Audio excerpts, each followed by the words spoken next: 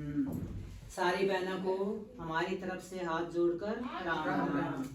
आज हम आपको फागुन शुक्ला अमल की एकादशी की कथा सुना रहे हैं, कृपया ध्यान से सुनिए।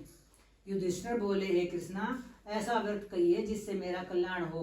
कृष्ण जी बोले कि रहस्य और इतिहास से व्रतों में उत्तम व्रत मैं कहता हूँ जो संपूर्ण फलों को देने वाला है।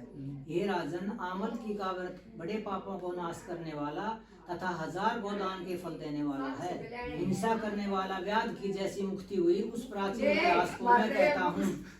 हष्ट पुष्ट मनुष्यों और ब्राह्मण क्षत्रियों शूद्रों से सुशोभित वैदिश नाम का नगर था। हे नृप, वहाँ सुंदर वैद दमनी हो रही थी। उस सुंदर नगर में कोई नास्तिक और दुराचारी नहीं था। वहाँ का चैत्ररथ नामक प्रसिद्ध राजा था। वह राजा 10,000 हाथियों के समान बलवान, धनी तथा शस्त्र शास्त्रों को जानने वाला था। उसने राज्य में निर्धन और लोभी नहीं दिखाई देता था। दोनों पक्ष एकादशी के दिन मनुष्य भोजन नहीं करते थे। सब धर्मों को छोड़कर भगवान की भक्ति करते। इस प्रकार भगवान की भक्ति करते हुए मनुष्य को सुखपूर्वक बहुत वर्ष बीत गए। कुछ समय बीतने पर फागुन शुक्ल पक्ष की द्वादशी युक्त एकादशी आई। उस एकादशी को बालक बूढ़े सबने मिलकर नियम से उपवास किया। राजा इस व्रत को विशेष फलदायक समझकर नदी में स्नान करके प्रजा के साथ मंदिर में गए। राजा ने जल से भरा हुआ कलश स्थापित करके उसे क्षत्रिय उपानय पंचरत्न और सुंदर गंध से सुशोभित किया। दीपमाला से युक्त परशुराम जी के साथ ऋषियों समेत सावधानी से पूजन किया और आमले का भी पूजन किया और बोले, सब पापों को नाश करने वाली आमल की तुमको नमस्कार है, मेरे अर्घ्य को ग्रहण करो। उसी समय वहां पर एक शिकारी आया।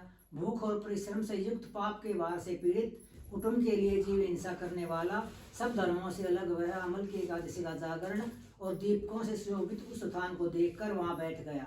यह क्या है, ऐसा मन में सोचकर आश्चर्य करने लगा। उसने वहां रखे हुए कलश के ऊपर दामोदर भगवान का दर्शन किया। वहां आंवले का वृक्ष और दीपक जुड़े देखे और पंडितों के मुख से भगवान की कथा सुनी। क्षुधित होने पर भी एकादशी का माध्यम सुना। विस्मय युक्त होकर रात में जागरण किया। फिर प्रातःकाल सब मनुष्य नगर में गए। उस शिकारी ने भी उस घर पर आकर प्रसन्नता से भोजन किया।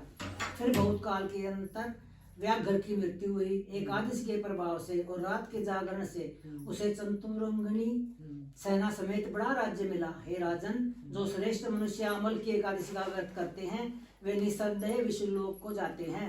बोलो एकादशी मैया की जय, कृष्ण भगवान की जय, गोविंद गोपाल की जय। श्री कृष्ण गोविंद हरे मुरारी,